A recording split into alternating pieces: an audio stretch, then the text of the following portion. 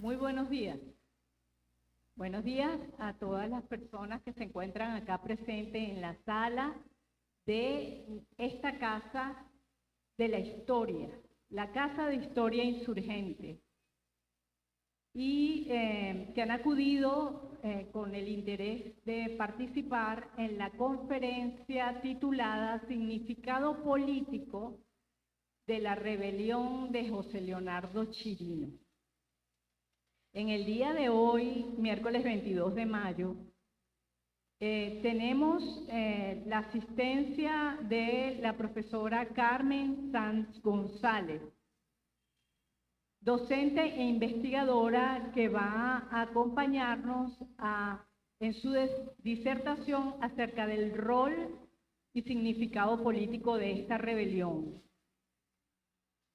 Soy portadora también de un saludo fraternal, no solamente para los asistentes en el día de hoy a este espacio, sino también a todos aquellos que se conectan por la vía de nuestro canal de YouTube.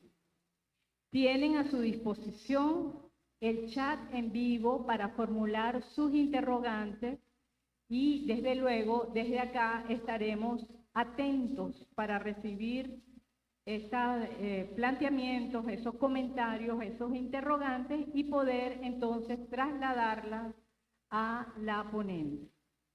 Como es del conocimiento de todos ustedes, habitualmente presentamos a la ponente, igualmente luego de la ponencia central realizamos un ciclo de preguntas y de respuestas en la cual, digamos, se hacen por escrito, se le hacen llegar a el conferencista o la conferencista en este caso, son respondidas y posteriormente entonces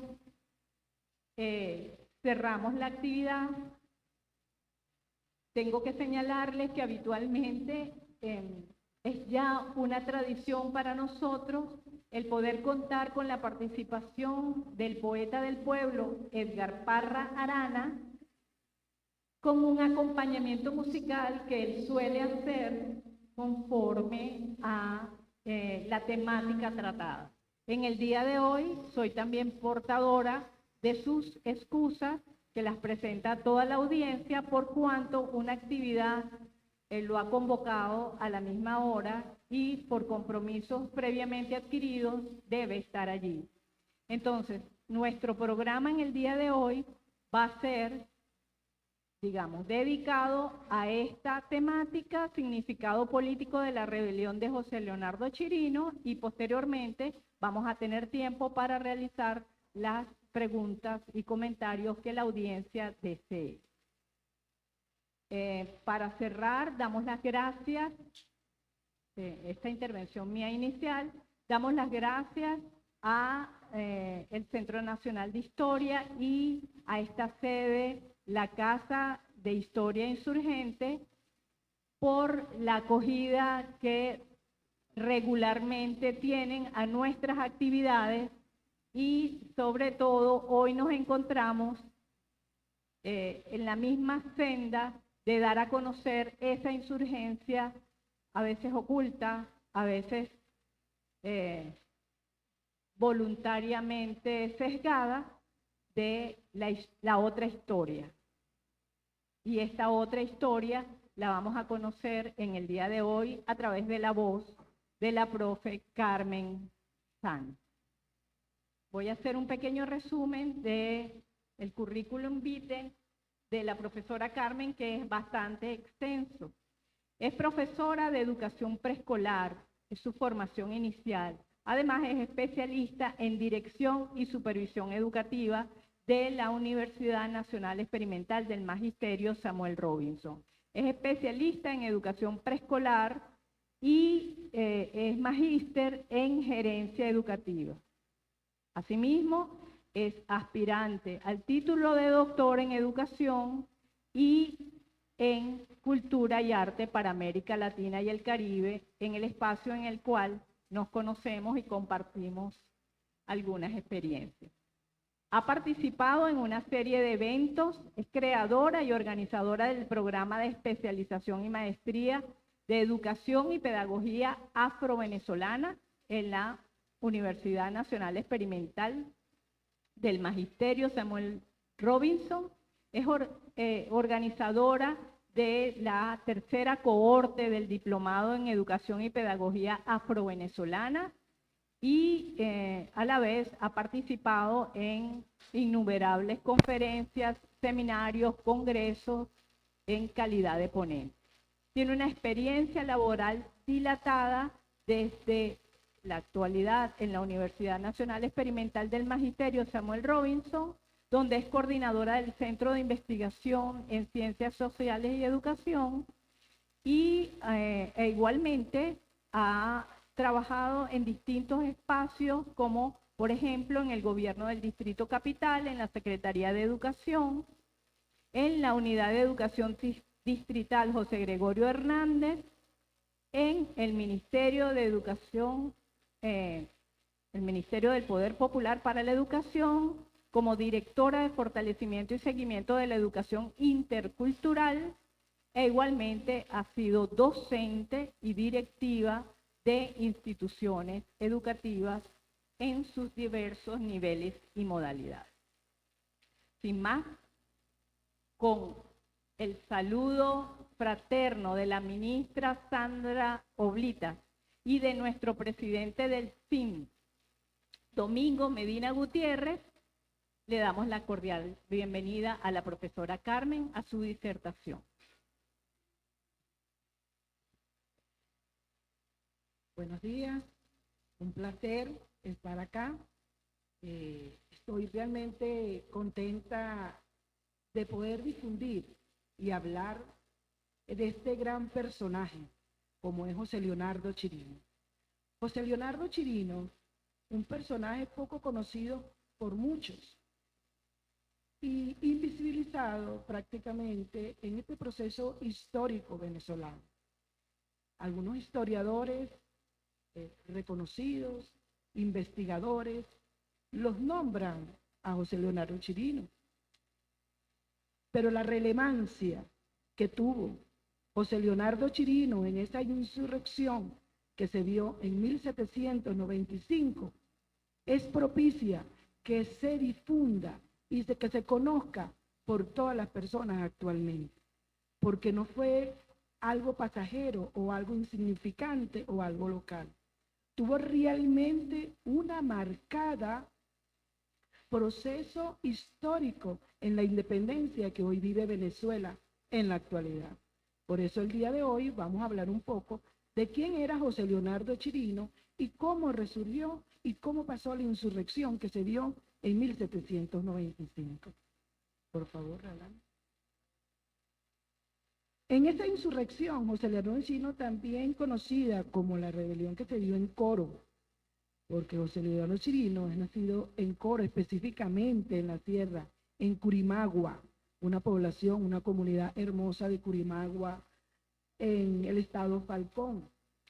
Esa rebelión se dio en Venezuela el 10 de mayo de 1795 por José Leonardo Chirino, un sambo libre. Era un sambo libre porque él era hijo de una indígena libre para la época y de un negro esclavo en la época. Y como es conocido históricamente, para la época, toda mujer que era libre y tenía un hijo, el hijo nacía libre. Era lo que estaba estipulado en la época para entonces. Por favor. José Leonardo Chirino buscaba siempre tuvo esa inquietud, aunque José Leonardo Chirino nació libre, sambo libre, siempre estuvo bien preocupado por la situación que vivían sus comunidades, la situación que vivían sus hermanos para la época, y ese proceso de esclavitud que sufrían cada uno de sus hermanos y hermanas. Eso lo llevó a él a un impulso realmente revolucionario, un impulso que lo llevó a él a seguir investigaciones, cómo hacer para sacar a su pueblo de tanta opresión y de tanta humillación como estaba pasando. José Leonardo Chirino, él se casa en la época con María Dolores. María Dolores era una negra esclava de la cual tuvo 3 hijos, 2 varones y una hembra. José Leonardo Chirino, durante todo este proceso que él vivía, su familia hacía muchos viajes a las islas cercanas, especialmente a Haití. En Haití se vivía una batalla también campal por la liberación del proceso de esclavitud que se vivía en Haití, por la parte de la Revolución Francesa. Y él se asesoró en esos viajes. José Leonardo Chirino era una persona muy conocida del mar. Sabía cómo ir al mar, cómo venir del mar, en qué momento entrar, transporte de mercancía. Y él allí llegó a tener contacto, cómo se estaba organizando ese proceso de insurrección en Haití. Y de allí él vino con todo ese proceso que ya él había ejercido allá y se reúne allí en Curimagua. Se había levantado, estableció contacto con ese proceso que se vivía en Haití, donde los negros esclavizados se habían levantado contra los blancos y estaban luchando con éxito para obtener su libertad. De regreso a Venezuela se incorpora un grupo de conjurados que se reunía en el trapiche de la hacienda de Macanilla en Corimagua, en el estado Falcón. Entre lo que encontraba José Caridad González, un negro congolés bien conocedor de lo que era la Revolución Francesa, informado de todas esas ideas de cómo organizarse para cumplir esos propósitos que inquietaban mucho a José Leonardo Chirino. ¿Cuáles fueron estas causas que realmente llevaron a José Leonardo Chirino a no tener tranquilidad y a buscar información para llevar al cabo esta insurrección? Eran las condiciones injustas en que estaban las personas, tanto indígenas o indios como los negros, donde eran tratados, se podría decir, peor que animales, porque todavía a los animales se les tiene ciertas consideraciones. Eran objetos para ese entonces y para la época, ese proceso de esclavitud, realmente eran objeto todas las personas que eran descendientes de África y los indígenas que estaban allí. Por lo tanto, todo maltrato plasmado hacia este tipo de personas allí era justificado por la Real Asamblea que estaba allí, porque era algo natural tratar a la persona de ese modo. Pero José Leonardo Chirino, sintiendo todo eso, eso lo fue a él más bien buscando, es una liberación. Somos seres humanos todos y no es posible que exista una situación como esta plasmada. También existió el rumor que el rey de España había acordado flexibilizar el régimen de esclavitud. También influyó en esa agitación de José Leonardo, porque ya en España él se había flexibilizado ese régimen, pero eso no había llegado a Venezuela. ¿Por qué? Porque eso no le convenía a las personas que estaban allí, a los mantuanos que estaban para la época, porque eso iba a mermar para ellos en ese proceso financiero de todas las ganancias que podían tener ellos en su tributo.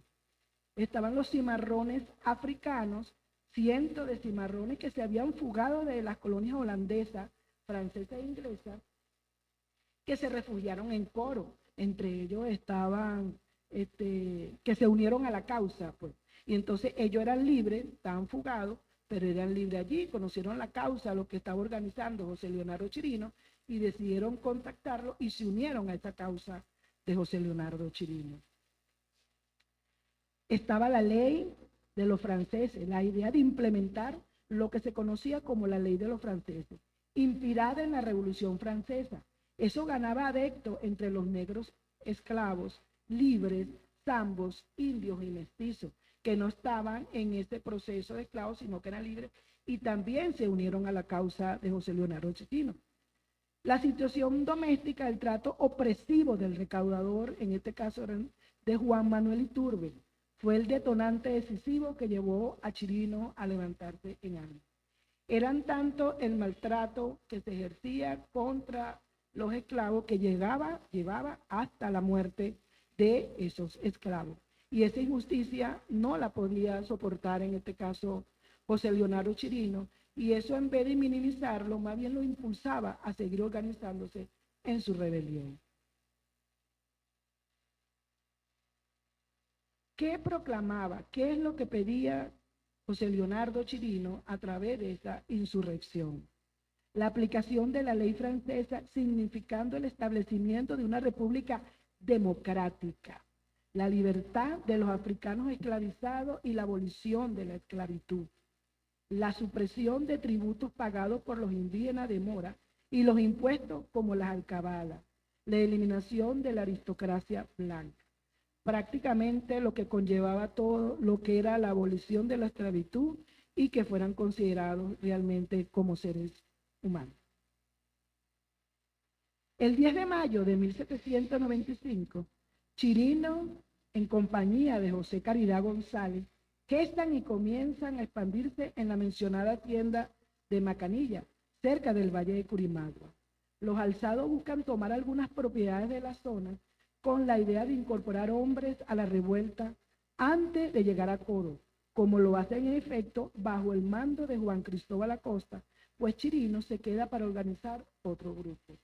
Allí es bien importante. Ellos, a través de toda esa información que tenían para la organización, sabían que tenían muchas personas que ya estaban prestas hasta la insurrección, pero había otras personas que ya José Leonardo Chirino había contactado, había organizado, pero no se habían organizado previamente para bajar a Coro. Entonces, lo que es José Caridad González baja con ese grupo para posteriormente bajar José Leonardo Chirino a unirse a ese espacio de lucha en Coro. Por favor. José Leonardo Chirino no llegó a tiempo para participar en el combate. Al saber de la derrota, se internó en la serranía y trata de reorganizarse. Eso es bien bueno aclarar eso allí, porque en ese proceso histórico que se lee José Leonardo Chirino, en muchos espacios que ya hablan sobre esta insurrección, hablan de que se quedaron ellos esperando, que fue demasiado tarde y por eso no llegaron a tiempo, que estuvieron celebrando, que estuvieron festejando, y por eso cuando llegan ya a Coro ya lo estaban esperando, ¿verdad? Organizado. Y realmente esa no fue la historia. La historia es que baja José Caridad González con un grupo y más atrás venía José Leonardo Chirino con otro grupo más, en una estrategia política de insurrección para que el primer ataque fuera inicialmente el de José y después José Leonardo Chirino terminaba con el grupo allí. Lamentablemente ya eran esperados en Coro con armas y cañones de guerra, con lo cual fueron abatidos. Escribe el cacique y a los indios de Pecaya, eso lo hace José Leonardo Chirino, pidiéndole incorporación a la lucha y prometiéndole que no pagarían demora. Esto es un tributo especial de los indígenas y que ahora se cobra en dinero en efectivo. Sin embargo, 3 meses después, la traición de un antiguo amigo, Juan Manuel Agüero, facilita su captura y es trasladado hacia Caracas, donde la Real Audiencia lo condena a muerte por delito de subversión. Después que él se queda y se entera de todo lo que pasó en Coro, él todavía dice, podemos continuar, y busca esa ayuda mucho más fuerte con los indios, con los indígenas. Pero lamentablemente allí ese compañero, gran amigo de lucha, entre comillas, de José Leonardo Chirino, lo traiciona, y lo traiciona porque ya José Leonardo Chirino era buscado para capturarlo por insurrección. Y él decide entonces entregarlo por muchas causas, una de las causas por estar buscado y otra porque le ofrecieron a eso una recompensa por José Leonardo Chirino. Consecuencia de este movimiento. Este movimiento de hondas raíces sociales llamó la atención de las autoridades coloniales sobre la diferencia existente y la injusticia, particularmente en lo tocante al cobro de impuestos a las clases humildes. Aunque fracasó, no fue estéril, porque a la postre se redujeron los impuestos y se cobraron con sentido más humano. Además de esta insurrección, es considerada por los historiadores como el primer movimiento preindependentista de Venezuela, que abrió el paso para los movimientos de José María España, Manuel Gual, Francisco de Miranda y hasta para Simón Bolívar. Esto es bien importante porque aunque fue una insurrección de origen local, específicamente en Coro, en la parte de Curimagua, hubo un poder de organización, hubo unas causas bien justificadas de lucha de José Leonardo Chirino y una gran capacidad para organizarse, incorporarse y el poder que liderizaba con la gente, cómo lo apoyaron muchas personas para esta insurrección de José Leonardo Chirino. La condena, después que él es capturado y sentenciado, la condena es realizada conforme a la tradición colonial y en concordancia con los agravios infligidos por el alza a los sectores dominantes, el 10 de diciembre de 1796. Chirino es inmolado en la horca, en plaza pública, y su cuerpo fue descuartizado y colocado en sus partes en distintos lugares.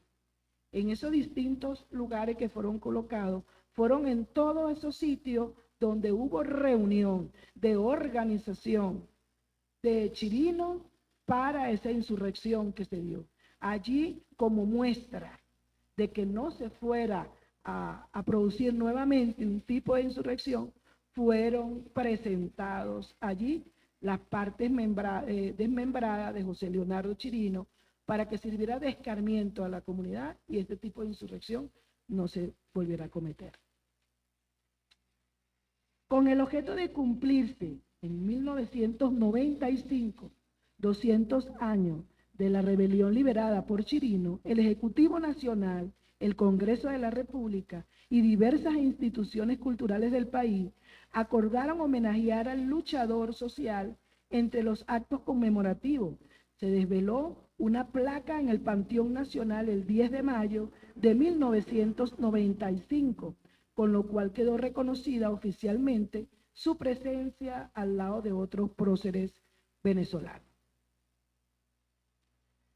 En el 2005 fue decretado el 10 de mayo como Día de la Afrovenezolanidad por el entonces presidente de la Asamblea Nacional, Nicolás Maduro Moro, para conmemorar 210 años de la rebelión de José Leonardo Chirino en la Sierra de Coro.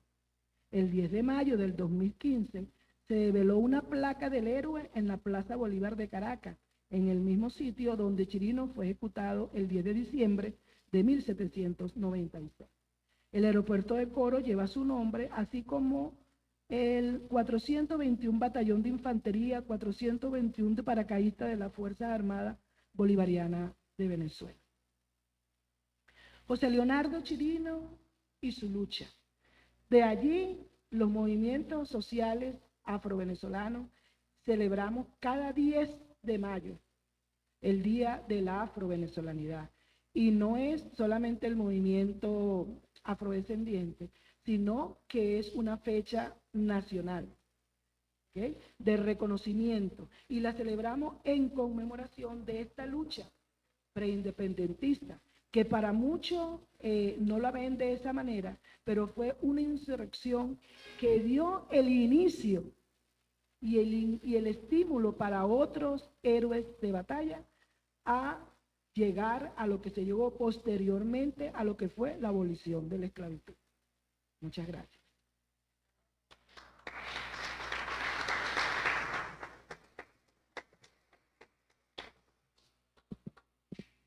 Muchas gracias a la profesora Carmen por su intervención en donde deseo destacar fundamentalmente que tenemos en el día de hoy el privilegio de tener una mujer negra comprometida con la causa afrodescendiente que nos está compartiendo, digamos, su mirada acerca de un evento histórico de enorme significación y trascendencia que debe ser recordado a la luz de la mirada de la insurgencia, de la resistencia, de la búsqueda de respuestas para una sociedad distinta, una sociedad justa.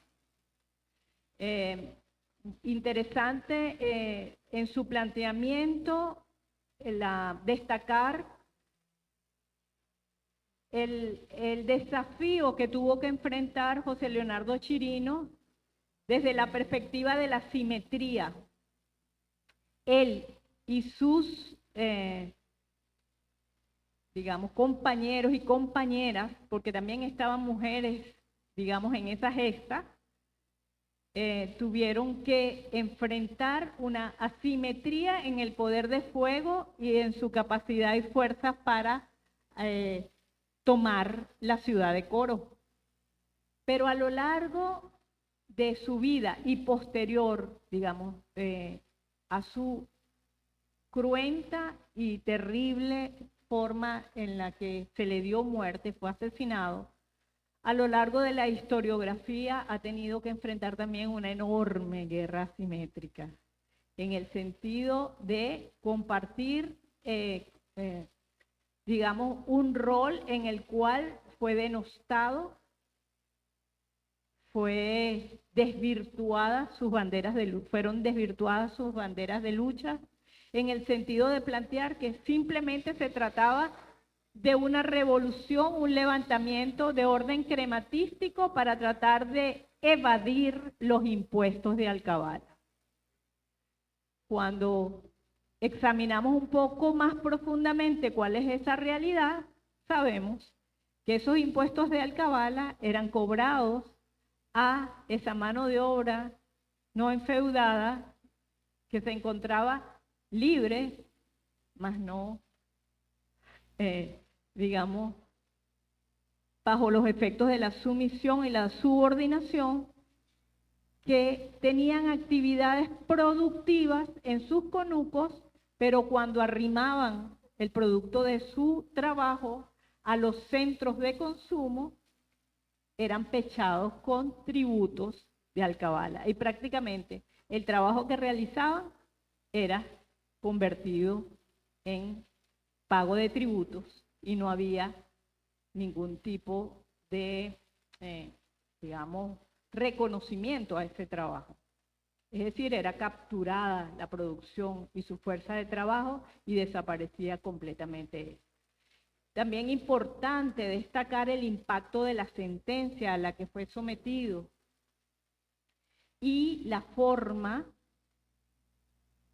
como ya les dije, realmente violenta, cruenta, como fueron dispuestos sus restos que sirvieran entonces de escarmiento y de, digamos, disuasión ante posibles movimientos posteriores. Me parece bien importante. No sé, María, si tenemos por aquí ya las preguntas y no sé si hay alguna pregunta del chat en vivo. Si quieres me las vas pasando para que pueda la profesora Carmen revisándolas mientras otras están a punto de...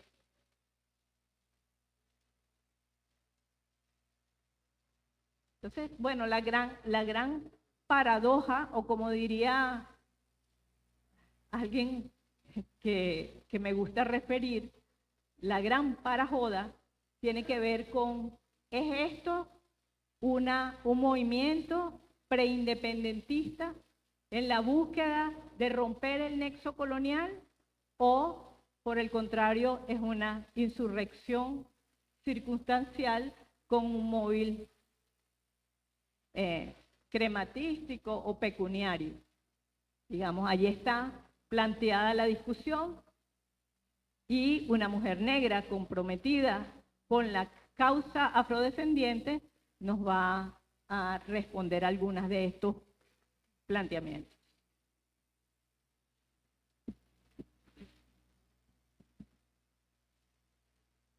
Tenemos una pregunta que dice, José Leonardo Chirino, precursor de la independencia, es una pregunta. Y hay otra pregunta acá que le sigue, menos a la misma persona. Quizás por prejuicio no se divulga la obra de José Leonardo Chirino. Para muchos historiadores, no ven a la causa de José Leonardo Chirino como un movimiento precursor independentista. Pero haciendo un análisis de todo ese proceso de insurrección de José Leonardo Chirino, podemos decir que sí, ese fue un proceso preindependentista que llevó a muchos de los que le precedieron a él o los que estuvieron posterior de poder a configurar esa lucha posteriormente a la independencia de Venezuela. Entonces, para nosotros es considerado eso un movimiento preindependentista. Y por prejuicio, sí. Yo lo digo abiertamente aquí porque no se conoce la historia de José Leonardo Chirino y yo puedo abarcar que es por prejuicio, por discriminación, no se da. Tuvimos la suerte que el comandante Chávez reconoció esta gesta libertaria de José Leonardo Chirino, dando a conocer todo este proceso.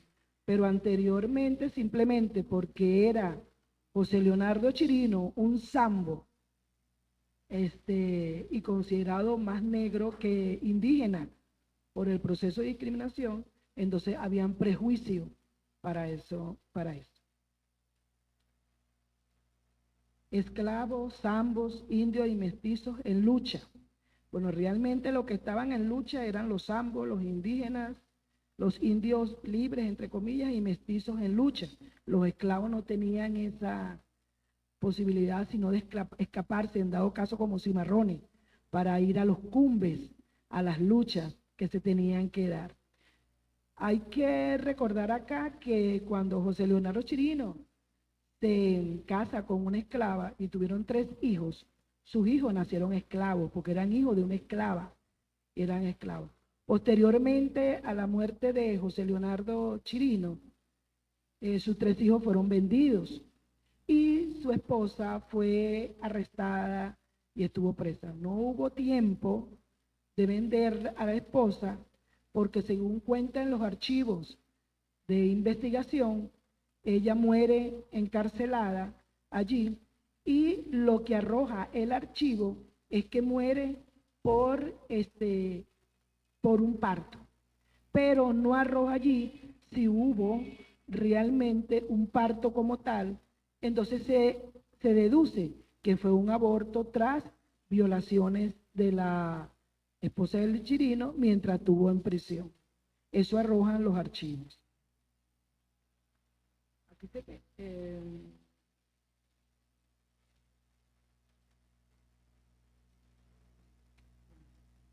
Registro, sí, por favor.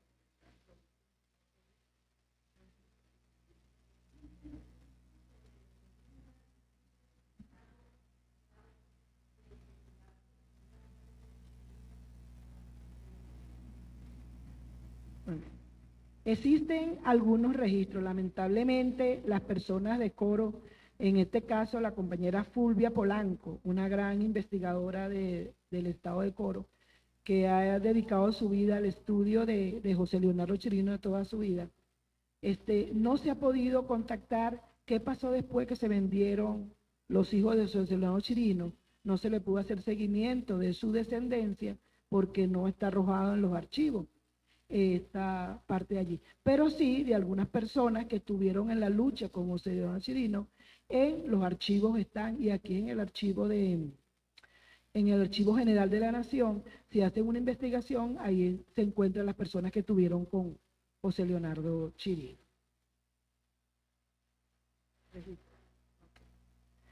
José Leonardo Chirino por muchos desafíos en el proceso independentista de Venezuela para llegar a la rebelión de insurrección. Pasó. José León Chirino pasó por muchos desafíos en el proceso independentista de Venezuela para llegar a esa rebelión o insurrección. La otra es, ¿cuál cree usted que debe servir de ejemplo a los movimientos sociales afrodescendientes de esta nueva época? Sabemos que hoy está presente un contexto político bajo una medida coercitiva unilaterales. Perfecto.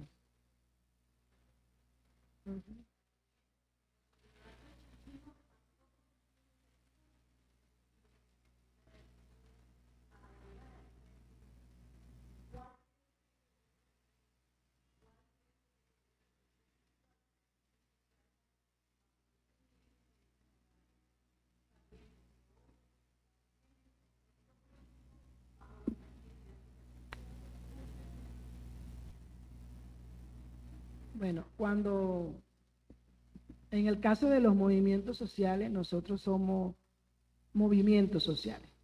No nos ligamos, aunque tenemos nuestro propio proceso individual ideológico político, como movimientos sociales somos independientes. Y nosotros hemos hecho ese proceso de investigación de José León Chirino y siempre hemos dejado claro ante las autoridades que nosotros hacemos la lucha por lo que es la cultura afrovenezolana.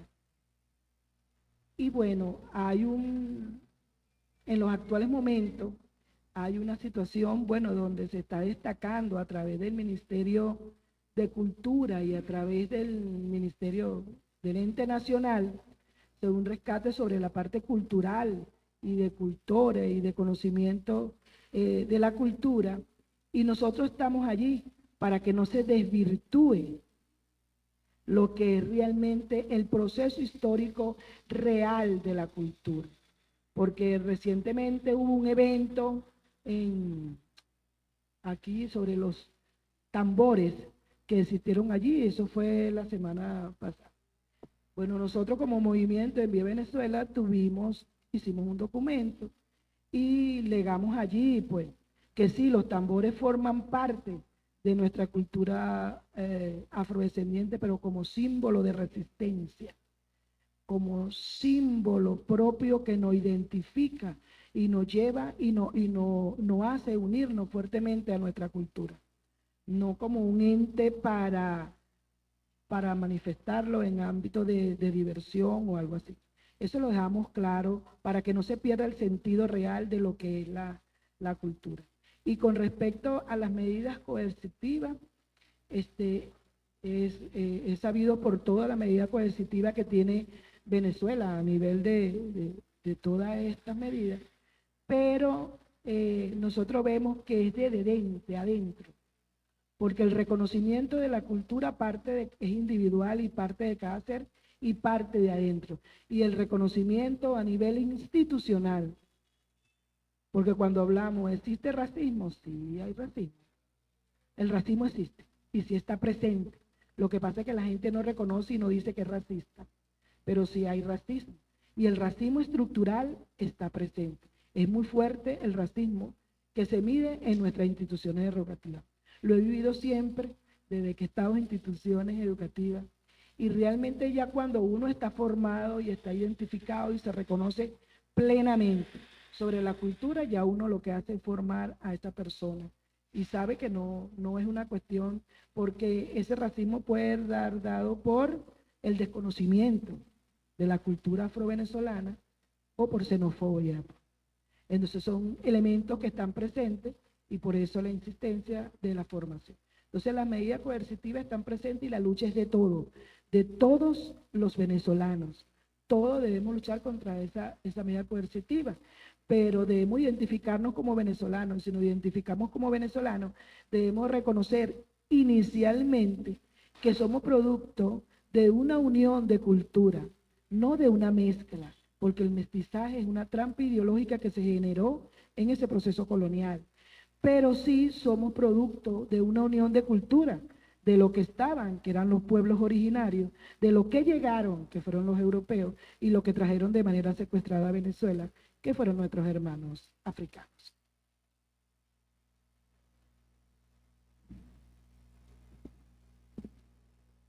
Muy interesante este último punto planteado con respecto a las medidas coercitivas unilaterales. Y me gustaría, digamos, abonar al debate, que es un debate inconcluso, que está en curso, y es que efectivamente el hecho de desmembrar un cuerpo, mostrarlo en distintos puntos de la geografía nacional para disuadir, díganme si no es coerción, eso. Díganme si no es una forma de infligir sufrimiento. E igualmente, cuando se define una sentencia de muerte para un reo, y no solamente al reo, sino también a su familia, la sentencia lleva a su familia. Y esa sentencia implica la venta a distintos lugares con distintos amos para romper la familia, destruirla y provocarle también sufrimiento. Díganme si eso no es la esencia de la teoría bélica que hay detrás de las medidas coercitivas unilaterales. Entonces, de verdad, investigar más profundamente, comprender en su esencia este tipo de movimientos insurgentes de nuestra historia, de nuestro pasado, de nuestras raíces, es sin duda un trabajo pendiente al que convocamos desde el Centro Internacional Miranda, sus autoridades y todo el cuerpo de esta institución. Perdón que los interrumpa por allá atrás. Vamos a dar entonces por concluido la actividad en el día de hoy. Si no hay más preguntas, con la actividad de costumbre, les pido entonces un aplauso para nuestra ponente.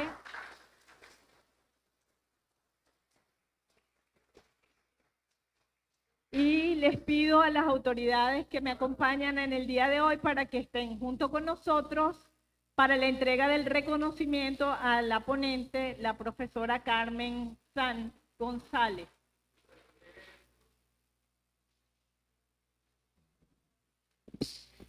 Nos ponemos de pie.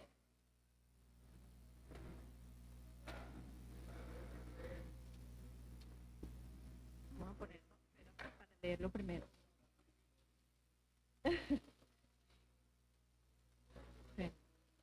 Le vamos a pedir, por favor, un poquito de silencio, compañero. El Centro Internacional Miranda otorga el presente reconocimiento a Carmen Mélida Sanz González por haber dictado la conferencia Significado Político de la Rebelión de José Leonardo Chirino en el marco de la Cátedra Libre Bicentenario en la ciudad de Caracas el día miércoles 22 de mayo del 2024. Firma Domingo Medina Gutiérrez, presidente del Centro Internacional Miranda. Gracias, profe. Te pongo por aquí la manito.